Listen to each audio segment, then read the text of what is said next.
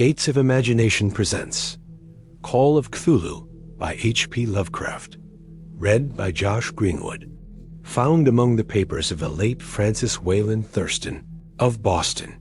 Of such great powers or beings, there may be conceivably a survival. A survival of a hugely remote period when consciousness was manifested, perhaps in shapes and forms long since withdrawn before the tide of advancing humanity. Forms of which poetry and legend alone have caught a flying memory and called them gods, monsters, mythical beings of all sorts and kinds. Algernon Blackwood. Chapter the First, The Horror in Clay. The most merciful thing in the world, I think, is the inability of the human mind to correlate all its contents. We live on a placid island of ignorance in the midst of black seas of infinity, and it was not meant that we should voyage far. The sciences, each straining in its own direction, have hitherto harmed us little. But some day, the piecing together of dissociated knowledge will open up such terrifying vistas of reality, and of our frightful position therein, that we shall either go mad from the revelation or flee from the deadly light into the peace and safety of a new dark age. Theosophists have guessed at the awesome grandeur of the cosmic cycle, wherein our world and human race form transient incidents. They have hinted at strange survivals in terms which would freeze the blood if not masked by a bland optimism. But it is not from them that there came the single glimpse of forbidden eons which chills me when I think of it and maddens me when I dream of it. That glimpse, like all dread glimpses of truth, flashed out from an accidental piecing together of separated things, in this case, an old newspaper item and the notes of a dead professor.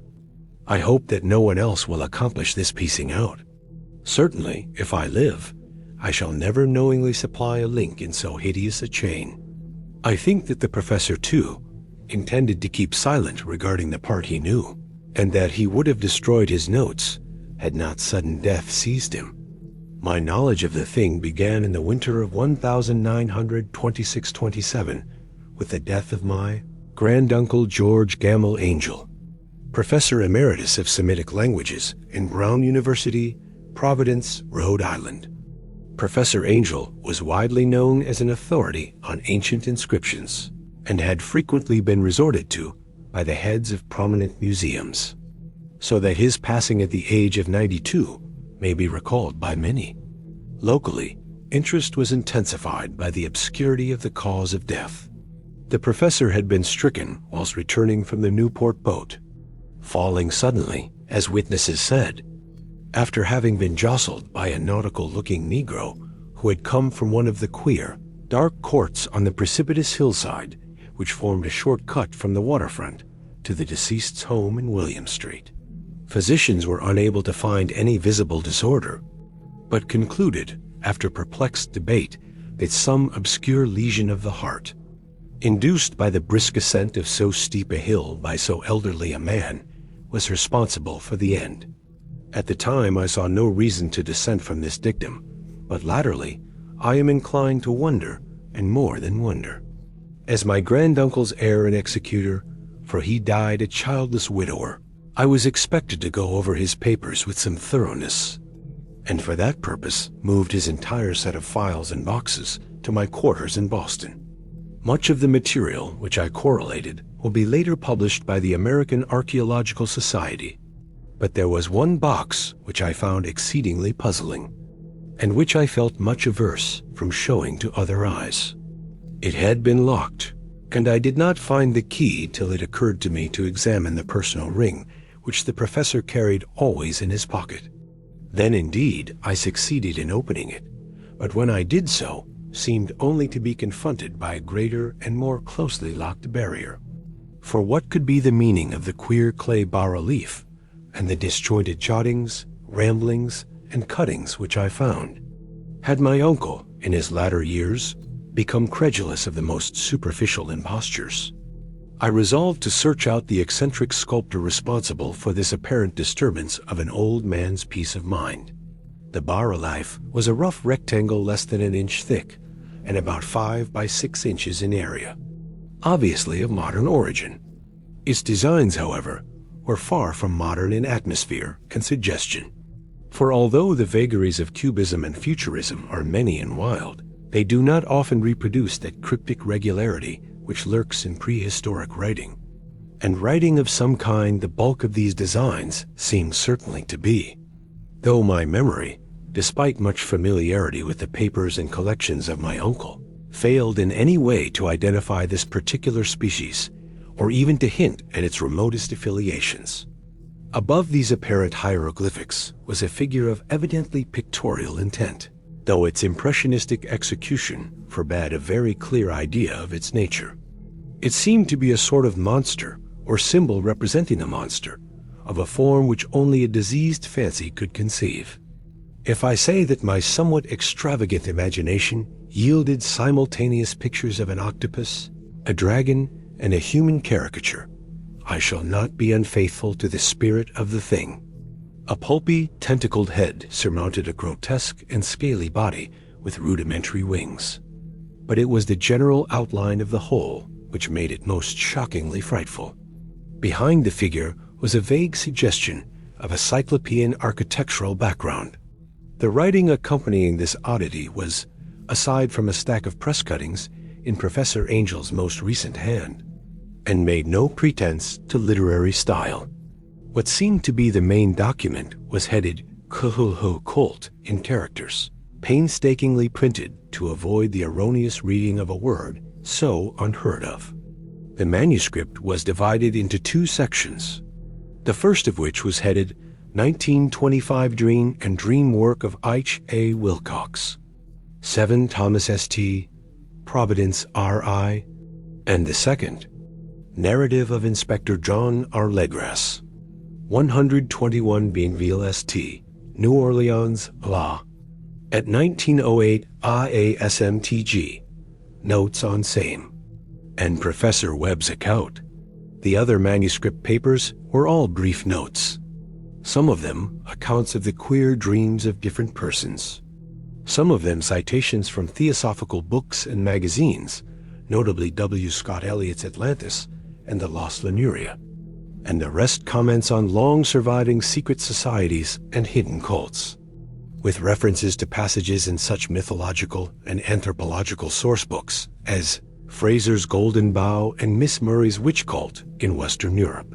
The cuttings largely alluded to outer mental illnesses and outbreaks of group folly or mania in the spring of Ani, 1925. The first half of the principal manuscript told a very peculiar tale. It appears that on March 1st, 1925, a thin, dark young man of neurotic and excited aspect had called upon Professor Angel, bearing the singular clay bas-relief, which was then exceedingly damp and fresh.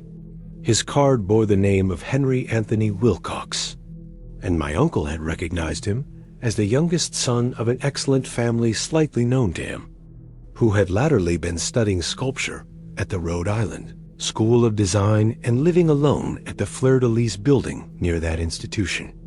Wilcox was a precocious youth of known genius, but great eccentricity, and had from childhood excited attention through the strange stories and odd dreams he was in the habit of relating. He called himself psychically hypersensitive, but the staid folk of the ancient commercial city dismissed him as merely queer. Never mingling much with his kind, he had dropped gradually from social visibility, and was now known only to a small group of aesthetes from other towns. Even the Providence Art Club, anxious to preserve its conservatism, had found him quite hopeless. On the occasion of the visit, ran the professor's manuscript. The sculptor abruptly asked for the benefit of his hosts' archaeological knowledge in identifying the hieroglyphics on the bas-relief. He spoke in a dreamy, stilted manner which suggested pose and alienated sympathy, and my uncle showed some sharpness in replying, for the conspicuous freshness of the tablet implied kinship with anything but archaeology. Young Wilcox's rejoinder, which impressed my uncle enough to make him recall and record it verbatim, was of a fantastically poetic cast which must have typified his whole conversation, and which I have since found highly characteristic of him. He said, "It is new indeed, for I made it last night in a dream of strange cities. And dreams are older than brooding Tyre, or the contemplative Sphinx, or garden-girdled Babylon." It was then that he began that rambling tale which suddenly played upon a sleeping memory and won the fevered interest of my uncle. There had been a slight earthquake tremor the night before, the most considerable felt in New England for some years, and Wilcox's imagination had been keenly affected.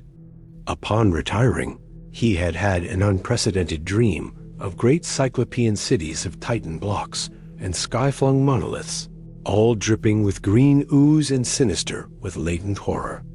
Hieroglyphics had covered the walls and pillars, and from some undetermined point below had come a voice that was not a voice, a chaotic sensation which only fancy could transmute into sound, but which she attempted to render by the almost unpronounceable jumble of letters, Cthulhu Fdan. This verbal jumble was the key to the recollection which excited and disturbed Professor Angel. He questioned the sculptor with scientific minuteness, and studied with almost frantic intensity the bas-relief on which the youth had found himself working, chilled and clad only in his night-clothes, when waking had stolen bewilderingly over him. My uncle blamed his old age, Wilcox afterwards said, for his slowness in recognizing both hieroglyphics and pictorial design. Many of his questions seemed highly out of place to his visitor, especially those which tried to connect the latter with strange cults or societies. And Wilcox could not understand the repeated promises of silence which he was offered in exchange for an admission of membership in some widespread mystical or paganly religious body. When Professor Angel became convinced that the sculptor was indeed ignorant of any cult or system of cryptic lore, he besieged his visitor with demands for future reports of dreams. This bore regular fruit, for after the first interview the manuscript records daily calls of the young man, during which he related startling fragments of nocturnal imagery whose burden was always some terrible cyclopean vista of dark and dripping stone, with a subterrene voice or intelligence shouting monotonously in enigmatical sense impacts uninscribable save as gibberish. The two sounds most frequently repeated are those rendered by the letters Cthulhu and Raya.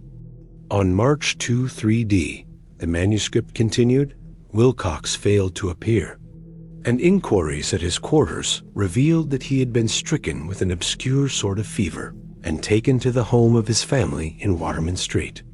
He had cried out in the night, arousing several other artists in the building, and had manifested since then only alternations of unconsciousness and delirium.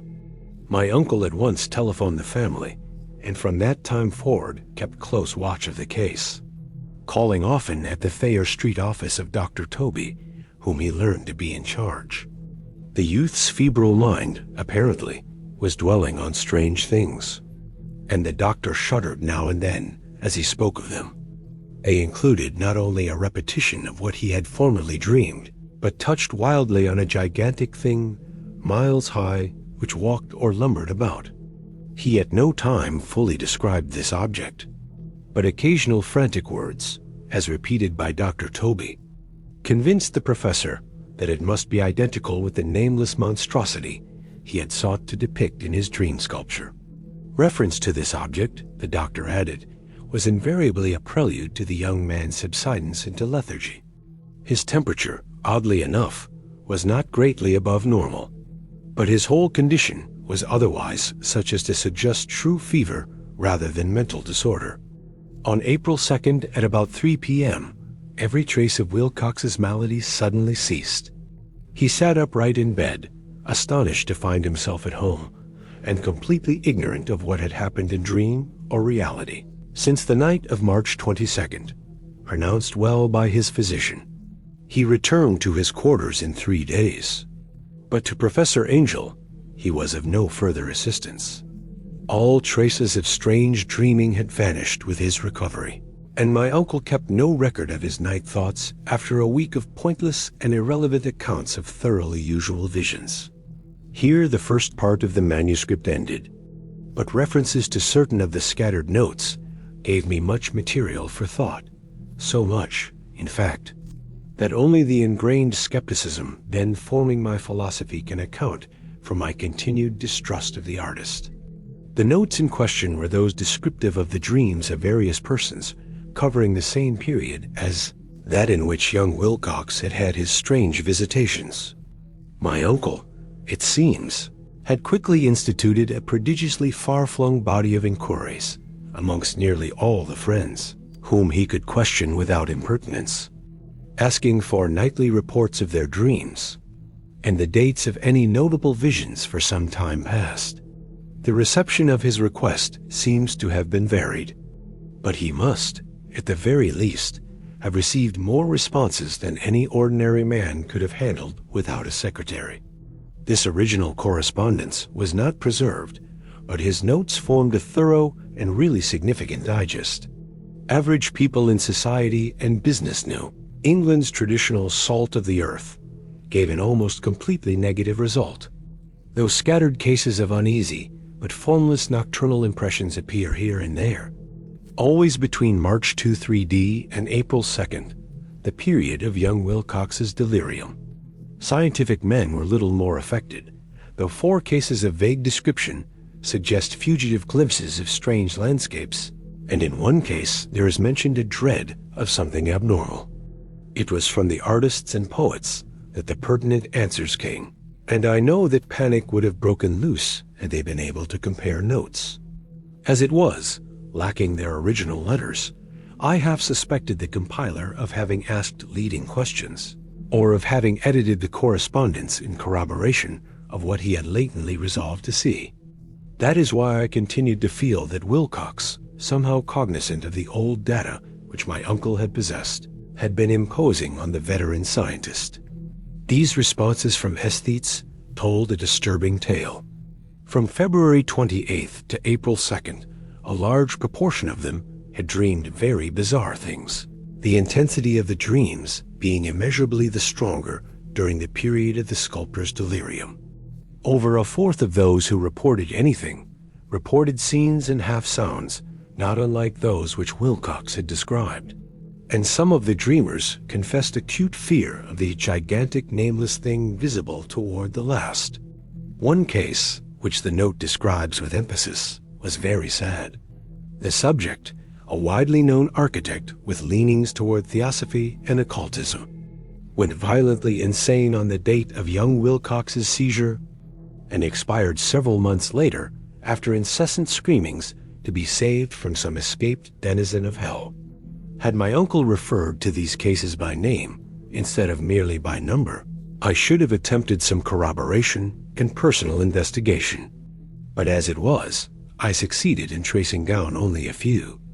All of these, however, bore out the notes in full. I have often wondered if all the objects of the professor's questioning felt as puzzled as did this fraction. It is well that no explanation shall ever reach them. The press cuttings, as I have intimated, touched on cases of panic, mania, and eccentricity during the given period. Professor Angel must have employed a cutting bureau, for the number of extracts was tremendous, and the sources scattered throughout the globe. Here was a nocturnal suicide in London, where a lone sleeper had leaped from a window after a shocking cry. Here likewise a rambling letter to the editor of a paper in South America, where a fanatic deduces a dire future from visions he has seen. A dispatch from California describes a theosophist colony as donning white robes en masse for some glorious fulfillment which never arrives, whilst items from India speak guardedly of serious native unrest toward the end of March. Voodoo orgies multiply in Haiti, and African outposts report ominous mutterings. American officers in the Philippines find certain tribes bothersome about this time, and New York policemen are mobbed by hysterical Levantins on the night of March 22nd to 23rd. The west of Ireland, too, is full of wild rumor and legendary, and a fantastic painter named Ardwa Bonnet hangs a blasphemous dream landscape in the Paris Spring Salon of 1926, and so numerous are the recorded troubles in insane asylums that only a miracle and have stopped the medical fraternity from noting strange parallelisms and drawing mystified conclusions. A weird bunch of cuttings, all told, and I can at this date scarcely envisage the callous rationalism with which I set them aside. But I was then convinced that young Wilcox had known of the older matters mentioned by the professor. Chapter 2. The Tale of Inspector Legras.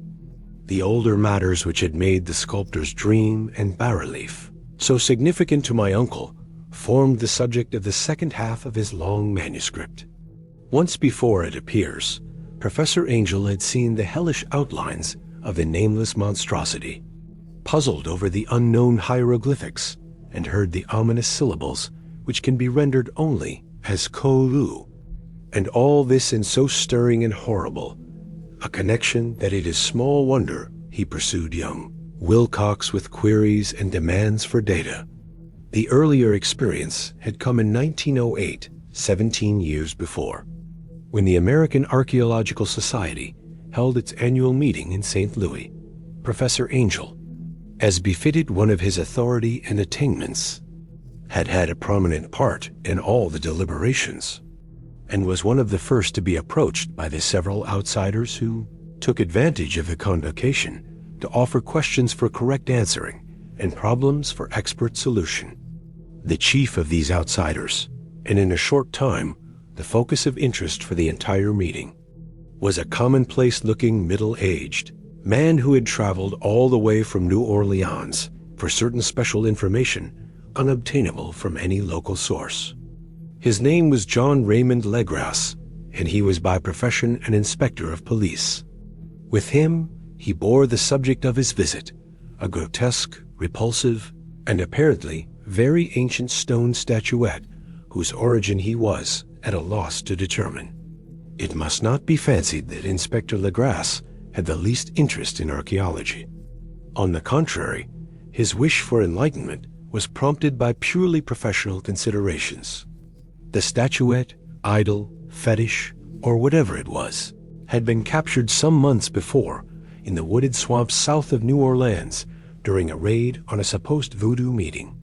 And so singular and hideous were the rites connected with it that the police could not but realize that they had stumbled on a dark cult totally unknown to them, and infinitely more diabolic than even the blackest of the African voodoo circles. Of its origin, apart from the erratic and unbelievable tales extorted from the captured members, absolutely nothing was to be discovered. Hence the anxiety of the police for any antiquarian lore which might help them to place the frightful symbol, and through it track down the cult to its fountainhead. Inspector Legras was scarcely prepared for the sensation which his offering created.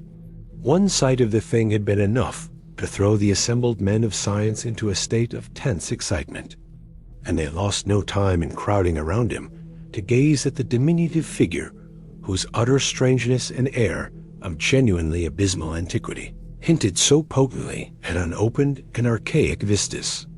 No recognized school of sculpture had animated this terrible object, yet centuries and even thousands of years seemed recorded in its dim and greenish surface of unplaceable stone.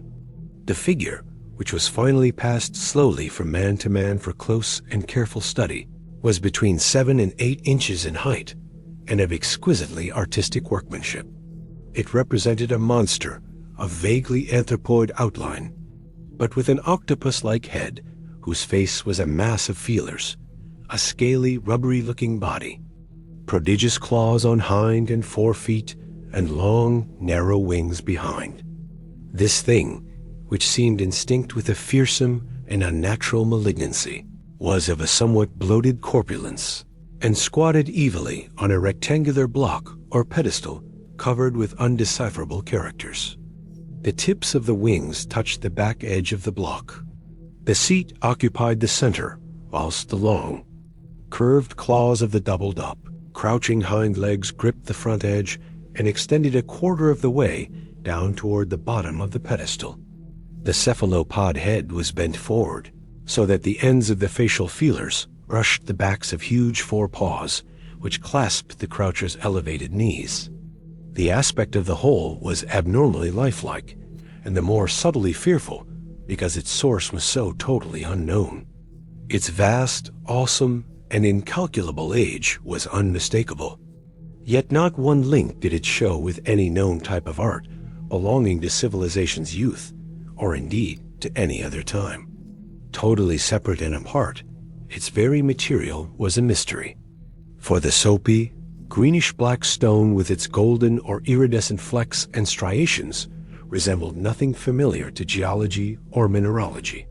The characters along the base were equally baffling, and no member present, despite a representation of half the world's expert learning in this field, could form the least notion of even their remotest linguistic kinship. They, like the subject and material, belonged to something horribly remote and distinct from mankind as we know it, something frightfully suggestive of old and unhallowed cycles of life in which our world and our conceptions have no part. And yet, as the members severally shook their heads and confessed defeat at the inspector's problem, there was one man in that gathering who suspected a touch of bizarre familiarity in the monstrous shape and writing, and who presently told with some diffidence of the odd trifle he knew. This person was the late William Channing Webb, professor of anthropology in Princeton University, and an explorer of no slight note.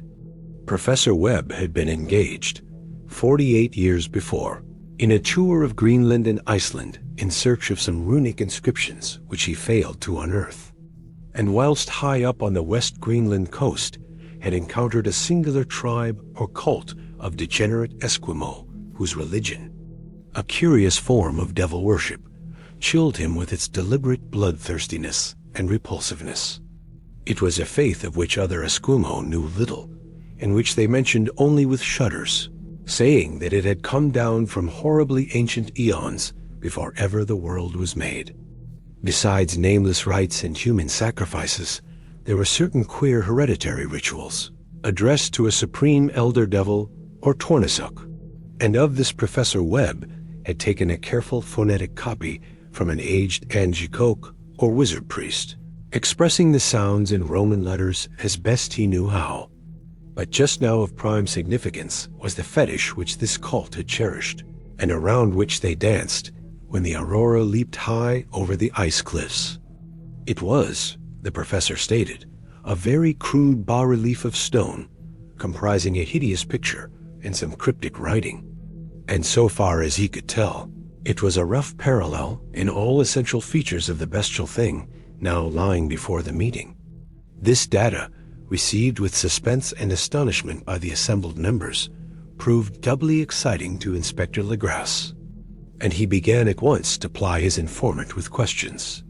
Having noted and copied an oral ritual among the swamp cult worshippers his men had arrested, he besought the professor to remember as best he might the syllables taken down amongst the diabolist Esquimaux. There then followed an exhaustive comparison of details, and a moment of really awed silence when both detective and scientist agreed on the virtual identity of the phrase, common to two hellish rituals so many worlds of distance apart. What, in substance, both the Eskimo wizards and the Louisiana swamp priests had chanted to their kindred idols was something very like. This the word divisions being guessed at from traditional breaks in the phrase as chanted aloud. Fungluim Glinaf, Cthulhu Relai Guanogulftan. Legrasse had 1 point in advance of Professor Webb, for several among his mongrel prisoners had repeated to him what older celebrants had told them the words meant. This text, as given, ran something like this.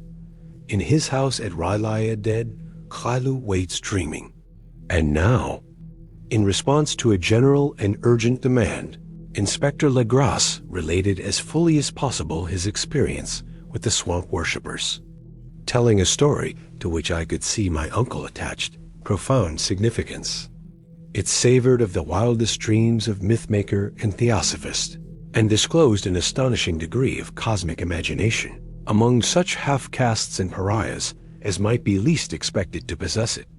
On November 1st, 1907, there had come to the New Orleans police a frantic summons from the swamp and lagoon country to the south.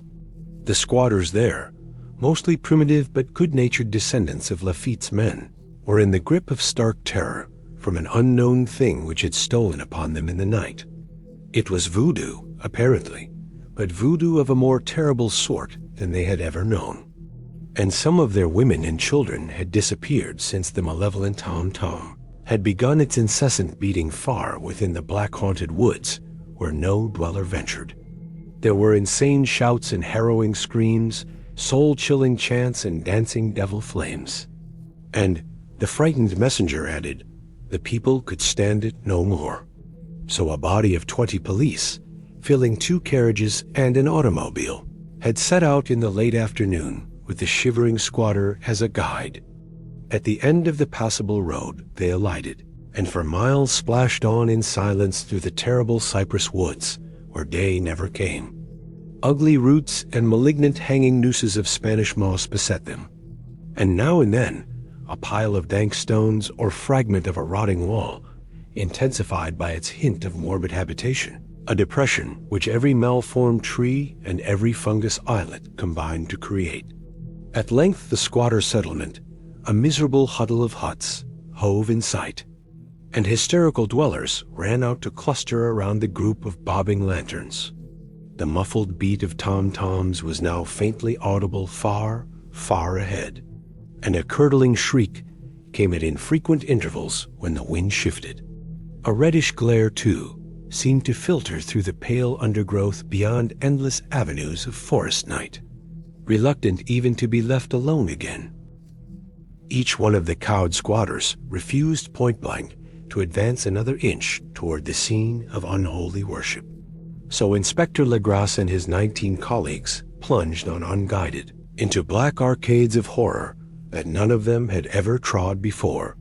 The region now entered by the police was one of traditionally evil repute, substantially unknown and untraversed by white men. There were legends of a hidden lake unglimpsed by mortal sight, in which dwelt a huge, formless white polypus thing with luminous eyes. And squatters whispered that bat-winged devils flew up out of caverns in inner earth to worship it at midnight. They said it had been there before d'Iberville, before La Salle, before the Indians, and before even the wholesome beasts and birds of the woods. It was nightmare itself, and to see it was to die. But it made men dream, and so they knew enough to keep away. The present voodoo orgy was, indeed, on the merest fringe of this abhorred area, but that location was bad enough. Hence perhaps the very place of the worship had terrified the squatters more than the shocking sounds and incidents. Only poetry or madness could do justice to the noises heard by Legrasse's men as they plowed on through the black morass toward the red glare and the muffled tom-toms. There are vocal qualities peculiar to men and vocal qualities peculiar to beasts, and it is terrible to hear the one when the source should yield the other. Animal fury and orgiastic license here whipped themselves to demoniac heights by howls and squawking ecstasies that tore and reverberated through those nighted woods like pestilential tempests from the gulfs of hell. Now and then the less organized ululation would cease, and from what seemed a well-drilled chorus of hoarse voices would rise and sing-song chant that hideous phrase or ritual. Fanglui milinaf Cthulhu relai, guanagalftan. Then the men, having reached a spot where the trees were thinner, came suddenly in sight of the spectacle itself. 4 of them reeled, 1 fainted, and 2 were shaken into a frantic cry, which the mad cacophony of the orgy fortunately deadened. Legrasse dashed swamp water on the face of the fainting man, and all stood trembling and nearly hypnotized with horror. In a natural glade of the swamp stood a grassy island of perhaps an acre's extent, clear of trees and tolerably dry. On this now leaped and twisted a more indescribable horde of human abnormality than any but a Sime or an Angarola could paint. Void of clothing, this hybrid spawn were braying, bellowing, and writhing about a monstrous ring-shaped bonfire. in the center of which, revealed by occasional rifts in the curtain of flame, stood a great granite monolith some 8 feet in height, on top of which, incongruous with its diminutiveness, rested the noxious carven statuette. From a wide circle of 10 scaffolds set up at regular intervals, with the flame-girt monolith as a center hung, head downward, the oddly marred bodies of the helpless squatters who had disappeared. It was inside this circle that the ring of worshippers jumped and roared, the general direction of the mass motion being from left to right in endless bacchanal between the ring of bodies and the ring of fire. It may have been only imagination, and it may have been only echoes which induced one of the men, an excitable Spaniard, to fancy he heard antiphonal responses to the ritual from some far and unillumined spot deeper within the wood of ancient legendary and horror. This man, Joseph D. Galvez, I later met and questioned, and he proved distractingly imaginative. He indeed went so far as to hint of the faint beating of great wings, and of a glimpse of shining eyes and a mountainous, white bulk beyond the remotest trees, but I suppose he had been hearing too much native superstition. Actually, the horrified pause of the men was of comparatively brief duration. Duty came first, and although there must have been nearly 100 mongrel celebrants in the throng, the police relied on their firearms and plunged determinedly into the nauseous rout. For 5 minutes, the resultant din and chaos were beyond description. Wild blows were struck, shots were fired, and escapes were made. But in the end, Lezois was able to count some 47 sullen prisoners, whom he forced to dress in haste and fall into line between 2 rows of policemen. 5 of the worshippers lay dead, and 2 severely wounded ones were carried away on improvised stretchers by their fellow prisoners. The image on the monolith, of course, was carefully removed and carried back by Legres. Examined at headquarters after a trip of intense strain and weariness, the prisoners all proved to be men of a very low, mixed-blooded, and mentally aberrant type. Most were seamen, and a sprinkling of Negroes and mulattoes, largely West Indians or Brava Portuguese from the Cape Verde Islands, gave a coloring of voodooism to the heterogeneous cult. But before many questions were asked, it became manifest that something far deeper and older than Negro fetishism was involved. Degraded and ignorant as they were, the creatures held with surprising consistency to the central idea of their loathsome faith. They worshipped, so they said, the great old ones who lived ages before there were any men, and who came to the young world out of the sky. Those old ones were gone now, inside the earth and under the sea. But their dead bodies had told their secrets in dreams to the first men, who formed a cult which had never died. This was that cult, and the prisoners said it had always existed and always would exist, hidden in distant wastes and dark places all over the world, until the time when the great priest Cthulhu, from his dark house in the mighty city of Raya under the waters, should rise and bring the earth again beneath his sway. Someday he would call, when the stars were ready, and the secret cult would always be waiting to liberate him. Meanwhile, no more must be told. There was a secret which even torture could not extract. Mankind was not absolutely alone among the conscious things of earth, for shapes came out of the dark to visit the faithful few. But these were not the great old ones. No man had ever seen the old ones. The carven idol was great Cthulhu, but none might say whether or not the others were precisely like him. No one could read the old writing now, but things were told by word of mouth. The chanted ritual was not the secret that was never spoken aloud, only whispered. The chant meant only this: in his house at Relaya dead, Cthulhu waits dreaming. Only 2 of the prisoners were found sane enough to be hanged, and the rest were committed to various institutions. All denied a part in the ritual murders, and averred that the killing had been done by black-winged ones which had come to them from their immemorial meeting place in the haunted wood. But of those mysterious allies, no coherent account could ever be gained. What the police did extract came mainly from an immensely aged mestizo named Castro, who claimed to have sailed to strange ports and talked with undying leaders of the cult in the mountains of China. Old Castro remembered bits of hideous legend that paled the speculations of theosophists and made man in the world seem recent and transient indeed. There had been eons when other things ruled on the earth, and they had had great cities. Remains of them, he said the deathless Chinaman had told him, were still to be found as cyclopean stones on islands in the Pacific.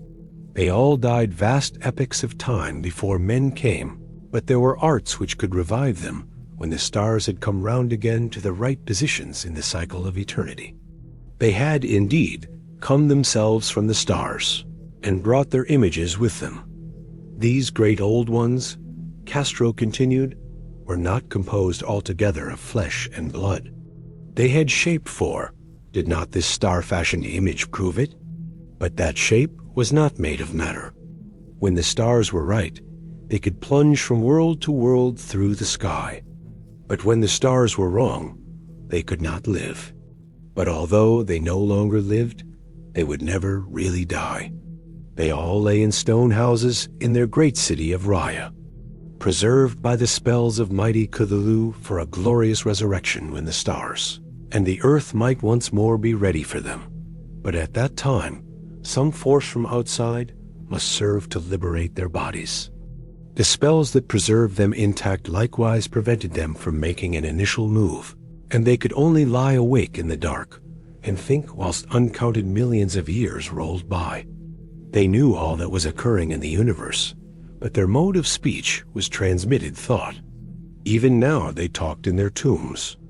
When, after infinities of chaos, the first men came, the great old ones spoke to the sensitive among them by molding their dreams. For only thus could their language reach the fleshly minds of mammals. Then whispered Castro, those first men formed the cult around small idols, which the great ones showed them. Idols brought in dim iris from dark stars. That cult would never die till the stars came right again, and the secret priests would take great Cthulhu from his tomb to revive his subjects and resume his rule of earth. The time would be easy to know, for then mankind would have become as the great old ones, free and wild and beyond good and evil, with laws and morals thrown aside, and all men shouting and reveling in joy. Then the liberated old ones would teach them new ways to shout and kill and revel and enjoy themselves, and all the earth would flame with a holocaust of ecstasy and freedom. Meanwhile, the cult, by appropriate rites, must keep alive the memory of those ancient ways and shadow forth the prophecy of their return. In the elder time, chosen men had talked with the entombed old ones in dreams, but then something had happened. The great stone city Rayli, with its monoliths and sepulchres, had sunk beneath the waves, and the deep waters, full of the one primal mystery through which not even thought can pass, had cut off the spectral intercourse. But memory never died, and high priests said that the city would rise again when the stars were right. Then came out of the earth the black spirits of earth, moldy and shadowy, and full of dim rumors, picked up in caverns beneath forgotten sea bottoms. But of them old Castro dared not speak much. He cut himself off hurriedly, and no amount of persuasion or subtlety could elicit more in this direction. The size of the old ones, too, he curiously declined to mention. Of the cult, he said that he thought the center lay amid the pathless deserts of Arabia, where Irem, the city of pillars, dreams hidden and untouched. It was not allied to the European witch cult, and was virtually unknown beyond its members. No book had ever really hinted of it, though the deathless Chinaman said that there were double meanings in the Necronomicon of the mad Arab Abdul al-Hazard, which the initiated might read as they chose, especially the much-discussed couplet, "That is not dead which can eternal lie," and with strange eons even death may die. Legras, deeply impressed and not a little bewildered, had inquired in vain concerning the historic affiliations of the cult. Castro, apparently, had told the truth when when he said that it was wholly secret. The authorities at Tulane University could shed no light upon either cult or image. And now the detective had come to the highest authorities in the country and met with no more than the Greenland tale of Professor Webb, the feverish interest aroused at the meeting by Legras's tale, corroborated as it was by the statuette, is echoed in the subsequent correspondence of those who attended, although scant mention occurs in the formal publications of the society. Caution is the first care of those accustomed to face occasional charlatanry and imposture. Legras for some time lent the image to Professor Webb, but at the latter's death it was returned to him and remains in his possession, where I viewed it not long ago. It is truly a terrible thing, and unmistakably akin to the dream sculpture of young Wilcox. That my uncle was excited by the tale of the sculptor, I did not wonder, for what thoughts must arise upon hearing, after a knowledge of what Legras had learned of the cult, of a sensitive young man who had dreamed not only the figure and exact hieroglyphics of the swamp-found image and the Greenland devil tablet, but had come in his dreams upon at least 3 of the precise words of the formula uttered alike by Eskimo diabolists and mongrel Louisianans? Professor Angel's instant start on an investigation of the utmost thoroughness was eminently natural, though privately I suspected young Wilcox of having heard of the cult in some indirect way, and of having invented a series of dreams to heighten and continue the mystery at my uncle's expense. The dream narratives and cuttings collected by the professor were, of course, strong corroboration, but the rationalism of my mind and the extravagance of the whole subject led me to adopt what I thought the most sensible conclusions. So, after thoroughly studying the manuscript again and correlating the theosophical and anthropological notes with the cult narrative of Legras, I made a trip to Providence to see the sculptor and give him the rebuke I thought proper for so boldly imposing upon a learned and aged man. Wilcox still lived alone in the Fleur-de-Lis building in Thomas Street, a hideous Victorian imitation of 17th century Breton architecture which flaunts its stuccoed front amidst the lovely colonial houses on the ancient hill, and under the very shadow of the finest Georgian steeple in America. I found him at work in his rooms, and at once conceded from the specimens scattered about that his genius is indeed profound and authentic.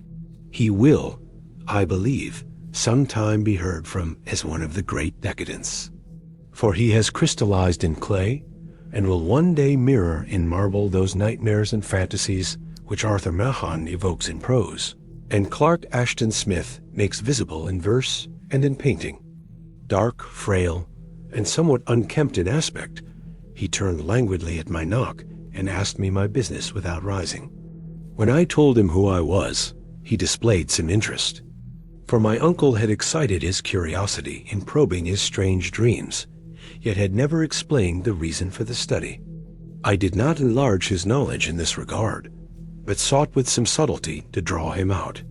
In a short time I became convinced of his absolute sincerity, for he spoke of the dreams in a manner none could mistake. They and their subconscious residuum had influenced his art profoundly, and he showed me a morbid statue whose contours almost made me shake with the potency of its black suggestion. He could not recall having seen the original of this thing except in his own dream bas-relief, but the outlines had formed themselves insensibly under his hands. It was, no doubt, the giant shape he had raved of in delirium. That he really knew nothing of the hidden cult, save from what my uncle's relentless catechism had let fall, he soon made clear. And again, I strove to think of some way in which he could possibly have received the weird impressions. He talked of his dreams in a strangely poetic fashion, making me see with terrible vividness the damp cyclopean city of slimy green stone, whose geometry, he oddly said, was all wrong, and hear with frightened expectancy the ceaseless, half-mental calling from underground, Kululufdan, Kululufdan. These words had formed part of that dread ritual which told of dead Kulu's dream vigil in his stone vault at Relai, and I felt deeply moved despite my rational beliefs. Wilcox, I was sure, had heard of the cult in some casual way, and had soon forgotten it amidst the mass of his equally weird reading and imagining. Later, by virtue of its sheer impressiveness, it had found subconscious expression in dreams, in the bas-relief, and in the terrible statue I now beheld, so that his imposture upon my uncle had been a very innocent one. The youth was of a type, at once slightly affected and slightly ill-mannered, which I could never like. But I was willing enough now to admit both his genius and his honesty. I took leave of him amicably, and wish him all the success his talent promises. The matter of the cult still remained to fascinate me, and at times I had visions of personal fame from researches into its origin and connections. I visited New Orleans, talked with Legras and others of that old-time raiding party, saw the frightful image, and even questioned such of the mongrel prisoners as still survived. Old Castro, unfortunately, had been dead for some years. What I now heard so graphically at first hand, though it was really no more than a detailed confirmation of what my uncle had written, excited me afresh. For I felt sure that I was on the track of a very real, very secret, and very ancient religion, whose discovery would make me an anthropologist of note. My attitude was still one of absolute materialism, as I wish it still were, and I discounted with almost inexplicable perversity the coincidence of the dream notes and odd cuttings collected by Professor Angel. One thing I began to suspect, and which I now fear I know, is that my uncle's death was far from natural. He fell on a narrow hill street leading up from an ancient waterfront swarming with foreign mongrels, after a careless push from a Negro sailor. I did not forget the mixed blood and marine pursuits of the cult members in Louisiana, and would not be surprised to learn of secret methods and poison, needles as ruthless and as anciently known as the cryptic rites and beliefs. Legras and his men, it is true, have been let alone. But in Norway, a certain seaman who saw things as dead, might not the deeper inquiries of my uncle after encountering the sculptor's data have come to sinister ears? I think Professor Angel died because he knew too much, or because he was likely to learn too much. Whether I shall go as he did remains to be seen, for I have learned much now. Chapter 3. The Madness from the Sea. If heaven ever wishes to grant me a boon, it will be a total effacing of the results of a mere chance which fixed my eye on a certain stray piece of shelf paper. It was nothing on which I would naturally have stumbled in the course of my daily round, for it was an old number of an Australian journal, the Sydney Bulletin for April 18, 1925. It had escaped even the cutting bureau, which had at the time of its issuance been avidly collecting material for my uncle's research. I had largely given over my inquiries into what Professor Angel called the Cthulhu cult, and was visiting a learned friend in Paterson, New Jersey, the curator of a local museum and a mineralogist of note. Examining one day the reserve specimens roughly set on the storage shelves in a rear room of the museum, my eye was caught by an odd picture in one of the old papers spread beneath the stones. It was the Sydney Bulletin I have mentioned, for my friend has wide affiliations in all conceivable foreign parts, and the picture was a half-tone cut of a hideous stone image, almost identical with that which Legras had found in the swamp. Eagerly clearing the sheet of its precious contents, I scanned the item in detail, and was disappointed to find it of only moderate length. What it suggested, however, was of portentous significance to my flagging quest, and I carefully tore it out for immediate action. It read as follows: Mystery derelict found at sea vigilant arrives with helpless armed New Zealand. Yacht in tow. One survivor and dead man found aboard. Tale of desperate battle and deaths at sea. Rescued seaman refuses particulars of strange experience. Odd idol found in his possession. Inquiry to follow. The Morris & Co. S. Freighter Vigilant, bound from Valparaiso, arrived this morning at its wharf in Darling Harbor. Having in tow the battled and disabled, but heavily armed steam yacht alert of Dunedin. NZ, which was sighted April 12th in S latitude 3421. W, longitude 152.17, with 1 living and 1 dead man aboard. The Vigilant left Valparaiso March 25th, and on April 2nd was driven considerably south of her course by exceptionally heavy storms and monster waves. On April 12th, the derelict was sighted, and though apparently deserted, was found upon boarding to contain 1 survivor in a half-delirious condition and 1 man who had evidently been dead for more than a week. The living man was clutching a horrible stone idol of unknown origin, about a foot in height, regarding whose nature authorities at Sydney University, the Royal Society, and the museum in College Street all profess complete bafflement, and which the survivor says he found in the cabin of the yacht in a small carved shrine of common pattern. This man, after recovering his senses, told an exceedingly strange story of piracy and slaughter. He is Gustaf Johansen, a Norwegian of some intelligence, and had been second mate of the 2-masted schooner Emma of Auckland, which sailed for Callao February 20th with a complement of 11 men. The Emma, he says, was delayed and thrown widely south of her course by the great storm of March 1st, and on March 22nd, in S latitude 4951, W longitude 128.34, encountered the Alert, manned by a queer and evil-looking crew of Kanakas and half-castes. Being ordered peremptorily to turn back, Capt. Collins refused, whereupon the strange crew began to fire savagely and without warning upon the schooner with a peculiarly heavy battery of brass cannon forming part of the yacht's equipment. The Emma's men showed fight, says the survivor, and though the schooner began to sink from shots beneath the waterline, they managed to heave alongside their enemy and board her, grappling with the savage crew on the yacht's deck, and being forced to kill them all, the number being slightly superior, because of their particularly abhorrent and desperate, though rather clumsy mode of fighting. 3 of the Emma's men, including Capt. Collins and First Mate Green, were killed, and the remaining 8 under Second Mate Johansen proceeded to navigate the captured yacht, going ahead in their original direction to see if any reason for their ordering back had existed. The next day, it appears, they raised and landed on a small island, although none is known to exist in that part of the ocean, and 6 of the men somehow died ashore, though Johansen is queerly reticent about this part of his story and speaks only of their falling into a rock chasm.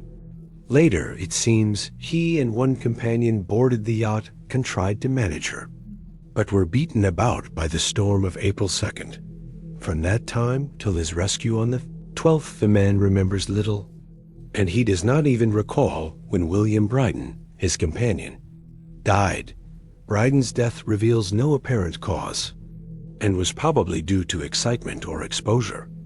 Cable advices from Dunedin report that the Alert was well known there as an island trader, and bore an evil reputation along the waterfront.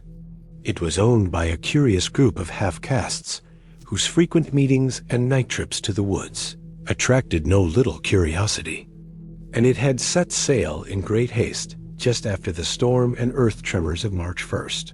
Our Auckland correspondent gives the Emma and her crew an excellent reputation, and Johansen is described as a sober and worthy man. The Admiralty will institute an inquiry on the whole matter beginning tomorrow, at which every effort will be made to induce Johansen to speak more freely than he has done hitherto. This was all, together with the picture of the hellish image. But what a train of ideas it started in my mind. Here were new treasuries of data on the Cthulhu cult, and evidence that it had strange interests at sea as well as on land. What motive prompted the hybrid crew to order back the Emma as they sailed about with their hideous idol? What was the unknown island on which 6 of the Emma's crew had died, and about which the mate Johansen was so secretive? What had the Vice Admiralty's investigation brought out, and what was known of the noxious cult in Dunedin? And most marvelous of all, What deep and more than natural linkage of dates was this, which gave a malign and now undeniable significance to the various turns of events so carefully noted by my uncle? March 1st or February 28th, according to the international date line, the earthquake and storm had come. From Dunedin the Alert and her noisome crew had darted eagerly forth as if imperiously summoned. And on the other side of the earth, poets and artists had begun to dream of a strange, dank cyclopean city, whilst the young sculptor had molded in his sleep the form of the dreaded Cthulhu. March 2 3D, the crew of the Emma landed on an unknown island and left 6 men dead. And on that date, the dreams of sensitive men assumed a heightened vividness and darkened, with dread of a giant monster's malign pursuit. Whilst an architect had gone mad, and a sculptor had lapsed suddenly into delirium. And what of this storm of April 2nd, the date on which all dreams of the dank city ceased, and Wilcox emerged unharmed from the bondage of strange fever? What of all this and of those hints of old Castro about the sunken, star-born old ones and their coming reign? Their faithful cult and their mastery of dreams? Was I tottering on the brink of cosmic horrors beyond man's power to bear? If so, they must be horrors of the mind alone. For in some way, the 2nd of April had put a stop to whatever monstrous menace had begun its siege of mankind's soul. That evening, after a day of hurried cabling and arranging, I bade my host adieu and took a train for San Francisco. In less than a month, I was in Dunedin, where, however, I found that little was known of the strange cult members who had lingered in the old sea taverns. Waterfront scum was far too common for special mention, though there was vague talk about one inland trip these mongrels had made, during which faint drumming and red flame were noted on the distant hills. In Auckland, I learned that Johansen had returned with yellow hair, turned white after a perfunctory and inconclusive questioning at Sydney, and had thereafter sold his cottage in West Street and sailed with his wife to his old home in Oslo. Of his stirring experience, he would tell his friends no more than he had told the Admiralty officials, and all they could do was to give me his Oslo address. After that, I went to Sydney and talked profitlessly with seamen and members of the Vice Admiralty Court. Asterisk, I saw the Alert, now sold and in commercial use at Circular Quay in Sydney Cove, but gained nothing from its non-committal bulk. The crouching image with its cuttlefish head, dragon body, scaly wings, and hieroglyphed pedestal was preserved in the museum at Hyde Park, and I studied it long and well, finding it a thing of balefully exquisite workmanship, and with the same utter mystery, terrible antiquity, and unearthly strangeness of material which I had noted in Legras's smaller specimen. Geologists, the curator told me, had found it a monstrous puzzle, for they vowed that the world held no rock like it. Then I thought with a shudder of what old Castro had told Legras about the primal great ones. They had come from the stars, and had brought their images with them, shaken with such a mental revolution as I had never before known. I now resolved to visit Mate Johansen in Oslo, sailing for London. I re-embarked at once for the Norwegian capital, and one autumn day landed at the trim wharves in the shadow of the Egeberg. Johansen's address, I discovered, lay in the old town of King Harald Hardrada, which kept alive the name of Oslo during all the centuries that the greater city masqueraded as Christiania. I made the brief trip by taxicab and knocked with palpitant heart at the door of a neat and ancient building with plastered front. A sad-faced woman in black answered my summons, and I was stung with disappointment when she told me in halting English that Gustav Johansen was no more. He had not survived his return, said his wife, for the doings at sea in 1925 had broken him. He had told her no more than he had told the public, but had left a long manuscript of technical matters, as he said, written in English, evidently in order to safeguard her from the peril of casual perusal. During a walk through a narrow lane near the Gothenburg dock, A bundle of papers falling from an attic window had knocked him down. 2 Lascar sailors at once helped him to his feet, but before the ambulance could reach him, he was dead. Physicians found no adequate cause for the end, and laid it to heart trouble and a weakened constitution. I now felt gnawing at my vitals that dark terror which will never leave me till I, too, am at rest, accidentally or otherwise. Persuading the widow that my connection with her husband's technical matters was sufficient to entitle me to his manuscript, I bore the document away and began to read it on the London boat.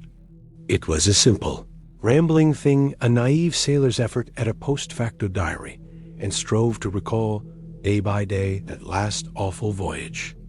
I cannot attempt to transcribe it verbatim in all its cloudiness and redundance, but I will tell its gist enough to show why the sound of the water against the vessel's sides became so unendurable to me that I stopped my ears with cotton.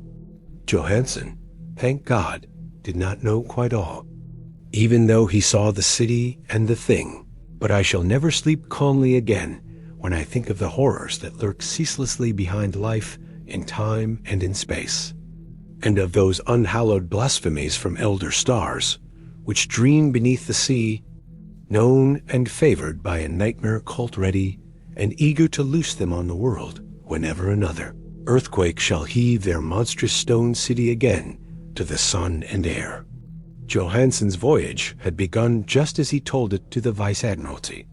The Emma, in ballast, had cleared Auckland on February 20th, and had felt the full force of that earthquake-born tempest, which must have heaved up from the sea bottom the horrors that filled men's dreams. Once more under control, the ship was making good progress when held up by the Alert on March 22nd, and I could feel the mate's regret as he wrote of her bombardment and sinking. Of the swarthy cult fiends on the Alert, he speaks with significant horror. There was some peculiarly abominable quality about them which made their destruction seem almost a duty. And Johansen shows ingenuous wonder at the charge of ruthlessness brought against his party during the proceedings of the Court of Inquiry. Then, driven ahead by curiosity in their captured yacht under Johansen's command, the men sight a great stone pillar sticking out of the sea, and in S latitude 47.9, W longitude 126.43, come upon a coastline of mingled mud, ooze, and weedy cyclopean masonry, which can be nothing less than the tangible substance of Earth's supreme terror, the nightmare corpse city of Laya, that was built in measureless eons behind history by the vast, loathsome shapes that seeped down from the dark stars. There lay great Cthulhu and his hordes, hidden in green slimy vaults and sending out at last, after cycles incalculable, the thoughts that spread fear to the dreams of the sensitive and called imperiously to the faithful to come on a pilgrimage of liberation and restoration. All this Johansen did not suspect, but God knows he soon saw enough. I suppose that only a single mountaintop, the hideous monolith-crowned citadel, whereon great Cthulhu was buried, actually emerged from the waters. When I think of the extent of all that may be brooding down there, I almost wish to kill myself forthwith. Johansen and his men were awed by the cosmic majesty of this tripping Babylon of elder demons, and must have guessed without guidance that it was nothing of this or of any sane planet. Awe at the unbelievable size of the greenish stone blocks, at the dizzying height of the great carven monolith, and at the stupefying identity of the colossal statues and bas-reliefs with the queer image found in the shrine on the Alert, is poignantly visible in every line of the mate's frightened description. Without knowing what futurism is like, Johansen achieved something very close to it when he spoke of the city. For instead of describing any definite structure or building, he dwells only on broad impressions of vast angles and stone surfaces too, great to belong to anything right or proper for this earth, and impious with horrible images and hieroglyphs. I mention his talk about angles because it suggests something Wilcox had told me of his awful dreams. He had said that the geometry of the dream place he saw was abnormal, non-Euclidean, and loathsomely redolent of spheres and dimensions apart from ours. Now an unlettered seaman felt the same thing whilst gazing at the terrible reality. Johansen and his men landed at a sloping mudbank on this monstrous acropolis, and clambered slipperily up over titan oozy blocks which could have been no mortal staircase. The very sun of heaven seemed distorted when viewed through the polarising miasma welling out from this sea-soaked perversion. And twisted menace and suspense lurked leeringly in those crazily elusive angles of carven rock, where a second glance showed concavity after the first showed convexity. Something very like fright had come over all the explorers before anything more definite than rock and ooze and weed was seen. Each would have fled had he not feared the scorn of the others, and it was only half-heartedly that they searched vainly, as it proved for some portable souvenir to bear away. It was Rodriguez the Portuguese who climbed up the foot of the monolith and shouted of what he had found. The rest followed him and looked curiously at the immense carved door with the now familiar squid dragon bas-relief. It was, Johansen said, like a great barn door, and they all felt that it was a door because of the ornate lintel, threshold, and jambs around it, though they could not decide whether it lay flat like a trapdoor or slantwise like an outside cellar door. As Wilcox would have said, the geometry of the place was all wrong. One could not be sure that the sea and the ground were horizontal. Hence the relative position of everything else seemed phantasmally variable. Bryden pushed at the stone in several places without result. Then Donovan felt over it delicately around the edge, pressing each point separately as he went. He climbed interminably along the grotesque stone molding that is. One would call it climbing if the thing was not after all horizontal, and the men wondered how any door in the universe could be so vast. Then, very softly and slowly, the acre-great panel began to give inward at the top, and they saw that it was balanced. Donovan slid or somehow propelled himself down, or along the jamb, and rejoined his fellows, and everyone watched the queer recession of the monstrously carven portal. In this fantasy of prismatic distortion, it moved anomalously in a diagonal way, so that all the rules of matter and perspective seemed upset. The aperture was black with a darkness almost material. That tenebrousness was indeed a positive quality, for it obscured such parts of the inner walls as ought to have been revealed, and actually burst forth like smoke from its eon-long imprisonment, visibly darkening the sun as it slunk away into the shrunken and gibbous sky on flapping membranous wings. The odor arising from the newly opened depths was intolerable, and at length the quick-eared Hawkins thought he heard a nasty, slopping sound down there. Everyone listened, and everyone was listening. Still, when it lumbered slobberingly into sight and gropingly squeezed its gelatinous green immensity through the black doorway into the tainted outside air of that poison city of madness. Poor Johansen's handwriting almost gave out when he wrote of this. Of the 6 men who never reached the ship, he thinks 2 perished of pure fright in that accursed instant. The thing cannot be described. There is no language for such abysms of shrieking and immemorial lunacy, such eldritch contradictions of all matter, force, and cosmic order. A mountain walked or stumbled. God, what wonder that across the earth a great architect went mad, and poor Wilcox raved with fever in that telepathic instant. The thing of the idols, the green, sticky spawn of the stars, had awaked to claim his own. The stars were right again, and what an age-old cult had failed to do by design, a band of innocent sailors had done by accident. After vigintillions of years, great Cthulhu was loose again, and ravening for delight. 3 men were swept up by the flabby claws before anybody turned. God rest them, if there be any rest in the universe. They were Donovan, Werure, and Angstrom. Parker slipped as the other 3 were plunging frenziedly over endless vistas of green-crusted rock to the boat, and Johansen swears he was swallowed up by an angle of masonry which shouldn't have been there. An angle which was acute, but behaved as if it were obtuse.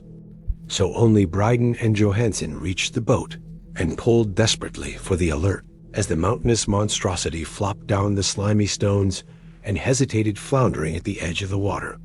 Steam had not been suffered to go down entirely, despite the departure of all hands for the shore, and it was the work of only a few moments of feverish rushing up and down between wheel and engines to get the alert underway. Slowly, amidst the distorted horrors of that indescribable scene, she began to churn the lethal waters. Whilst on the masonry of that charnel shore that was not of earth, the Titan thing from the stars slavered and gibbered like Polyphem cursing the fleeing ship of Odysseus. Then, bolder than the storied Cyclops, great Cthulhu slid greasily into the water and began to pursue with vast wave-raising strokes of cosmic potency. Bryden looked back and went mad, laughing shrilly as he kept on laughing at intervals till death found him one night in the cabin whilst Johansen was wandering deliriously. But Johansen had not given out yet. Knowing that the thing could surely overtake the alert until steam was fully up, he resolved on a desperate chance, and setting the engine for full speed, ran lightning-like on deck and reversed the wheel. There was a mighty eddying and foaming in the noisome brine, and as the steam mounted higher and higher, the brave Norwegian drove his vessel head on against the pursuing jelly, which rose above the unclean froth like the stern of a demon galleon. The awful squid head with writhing feelers came nearly up to the bowsprit of the sturdy yacht, but Johansen drove on relentlessly. There was a bursting as of an exploding bladder, a slushy nastiness as of a cloven sunfish, a stench as of 1,000 open graves, and a sound that the chronicler would not put on paper.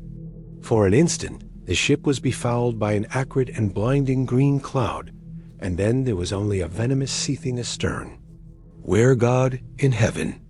The scattered plasticity of that nameless sky spawn was nebulously recombining in its hateful original form, whilst its distance widened every second as the alert gained impetus from its mounting steam. That was all.